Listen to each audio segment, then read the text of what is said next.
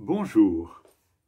Alors pour cette petite méditation d'aujourd'hui, qui sera peut-être un petit peu plus longue, je ne sais pas, je voudrais, en prenant le texte que nous propose la liturgie, dans Luc, chapitre 19, verset 45, je vais lire 45-47, peut-être nous entraîner sur des chemins de contemplation, et de contemplation toute simple.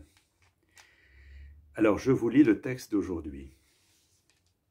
Jésus entra dans le temple et se mit à chasser ceux qui vendaient.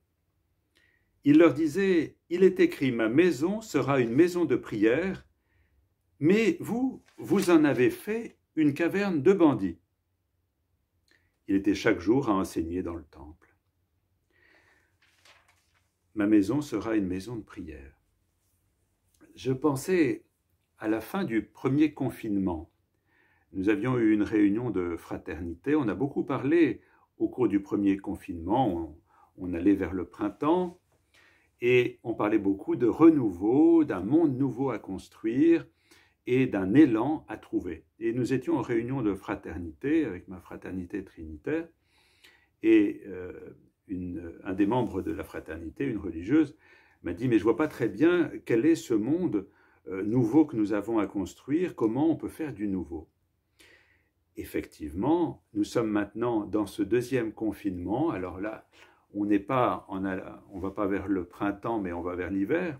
Alors qu'est-ce que ça veut dire, cette nouveauté que nous sommes invités à inventer dans le contexte dans lequel nous sommes?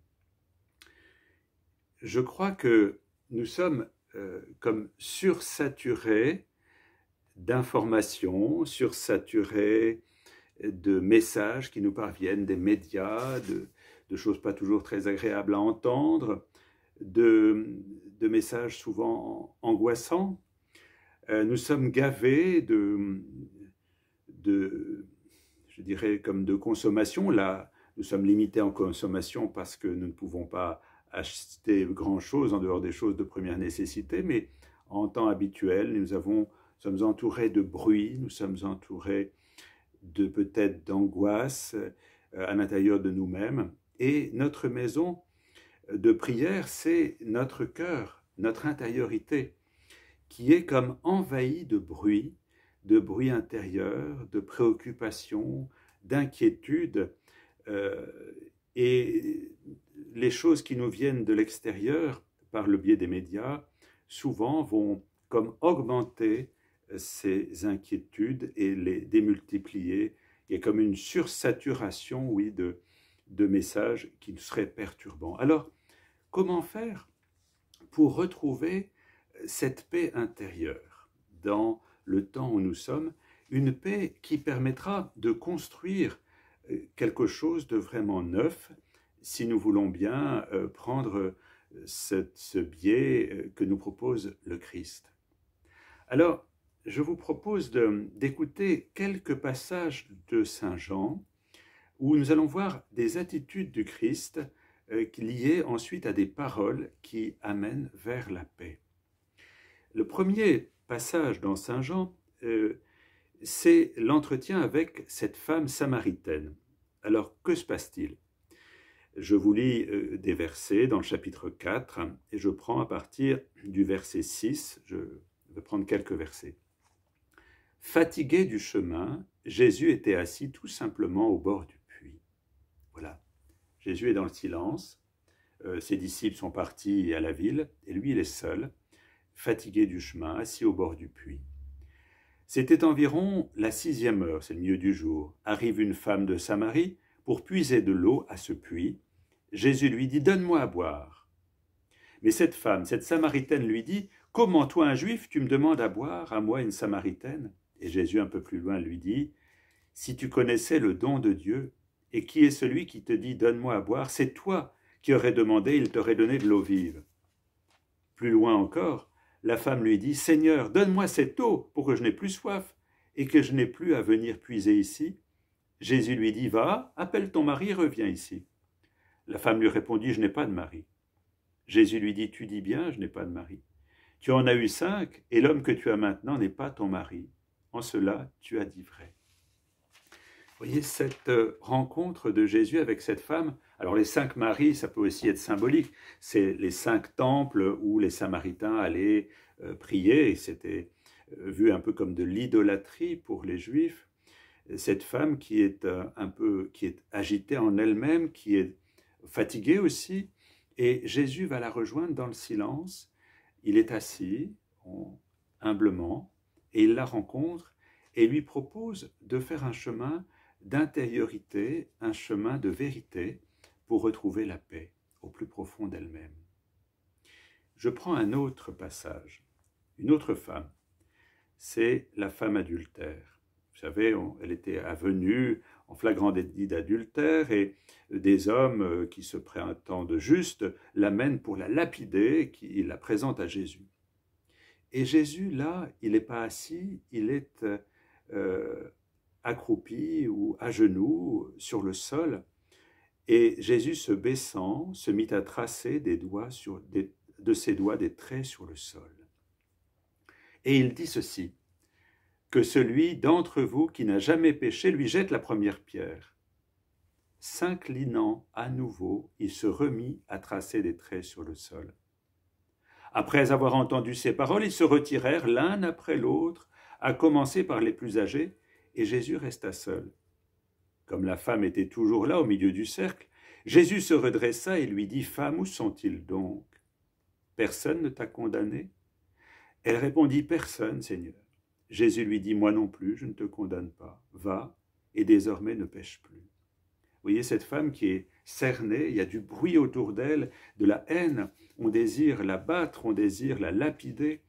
Et Jésus, en se baissant, en tressant des traits sur le sol, eh bien, se met dans le silence et établit une zone de silence protectrice autour de cette femme. Et cette femme qui est comme acculée par tous ces êtres qui veulent sa mort, va retrouver dans ce silence que Jésus crée, alors qu'il est en train de tracer des traits sur le sol, dans ce silence, elle retrouve un espace et ses ennemis vont s'en aller. Et Jésus va pouvoir l'amener à sa vérité, à elle. Elle s'était trompée de cible. Jésus lui dit « Va, ne pêche plus », c'est-à-dire « Maintenant, mène ta vie selon ton cœur, mais ne te trompe plus de cible. Retrouve le sens de ta vie. » Et voyez, pour cela, il y a cette humilité de Jésus, ce silence de Jésus. Je prends un troisième exemple. On prend un peu de temps aujourd'hui, après je vous laisserai quelques jours tranquilles. C'est dans l'évangile de Jean, toujours, ces trois. Là, on était au chapitre 8, là, on passe au chapitre 21. C'est après la résurrection. Simon-Pierre et les apôtres sont encore tout meurtris d'avoir, je dirais, renié Jésus, de l'avoir lâché au moment de sa passion. Maintenant, Jésus est ressuscité. Ils vont le découvrir peu à peu. Et les apôtres ils sortirent, c'est au chapitre 21, et montèrent dans la barque, mais cette nuit-là, ils ne prirent rien. C'était déjà le matin. Jésus se tint là sur le rivage, mais les disciples ne savaient pas que c'était lui. Il leur dit « Hé, les enfants, n'avez-vous pas un peu de poisson ?» « Non, lui répondirent-ils. Il leur dit « Jetez le filet du côté droit de la barque, et vous trouverez. » Ils le jetèrent, et il y eut tant de poissons qu'ils ne pouvaient plus le ramener. Une fois descendus à terre, ils virent un feu de braise sur lequel on avait disposé du poisson et du pain. Jésus leur dit « Apportez donc ces poissons que vous venez de prendre. » Et un peu plus loin, Jésus leur dit « Venez déjeuner. » Vous voyez, le Christ ressuscité, eh bien, il se présente comme celui qui prépare le frichti dans cette douce lumière du matin, et il leur a fait préparer ces poissons sur le feu et du pain, et il les invite à un repas. Et il y a cette ambiance, là encore une fois, d'humilité. Jésus, pour préparer le poisson dans le feu, il est là aussi, accroupi près du feu, et il prépare le poisson, et il les invite tendrement à venir le rejoindre pour prendre le pain, le déjeuner, le poisson avec eux. Je crois que si j'ai pris ces trois textes de la Samaritaine au chapitre 4, de la femme adultère au chapitre 8, et de l'apparition au bord du lac au chapitre 21 de Jean, c'est pour que l'on comprenne qu'aujourd'hui, peut-être le grand défi pour nous, c'est de découvrir dans le silence une autre manière d'aborder notre vie, de l'aborder dans un accueil de ce qui nous est donné, une rencontre, un sourire, un échange de paroles, un partage du pain, et découvrir la beauté de tout ce qui nous entoure, la beauté des êtres, la beauté de la nature, la beauté des instants, la beauté du silence, pour retrouver au plus profond de nous-mêmes cette harmonie pour laquelle nous sommes faits. Passer de la sursaturation des informations, du bruit, de ce gavage dans lequel nous sommes, à retrouver ce chant des sources qui nous mène à nous-mêmes, qui nous conduit à Dieu, qui nous conduit aux autres.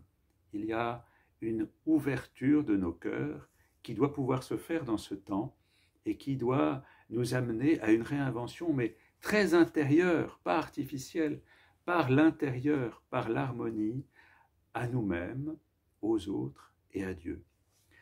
La dernière année de ma vie, de sa vie plutôt, ma mère avait un petit appareil de photo et elle a pris beaucoup de photos de nuages. Et après son décès, on a retrouvé dans cet appareil ces photos, très très beaux. Depuis son appartement, elle prenait des photos de nuages. Et je crois qu'elle avait découvert que dans le silence, on pouvait contempler les choses les plus simples, un nuage, un rayon de soleil, un horizon, et retrouver au plus profond de soi une harmonie pour laquelle nous sommes faits. Eh bien, puissions-nous, en ces temps très particuliers, ensemble et chacun personnellement, retrouver ce chant des sources, parce que notre cœur est la vraie maison de prière. Alors, chassons tous ces marchands du temple qui sont en nous et retrouvons paisiblement le chant des sources pour réinventer un monde de paix. Nous nous retrouverons, si vous voulez bien, mardi prochain, puis alors il y aura peut-être encore quelques petits temps de méditation avant la reprise prévue des offices. Je vous propose là 3 jours de silence, de contemplation, de méditation de la beauté du monde, de méditation de la beauté de cette parole de Dieu qui nous rejoint. Bon week-end et bonne méditation.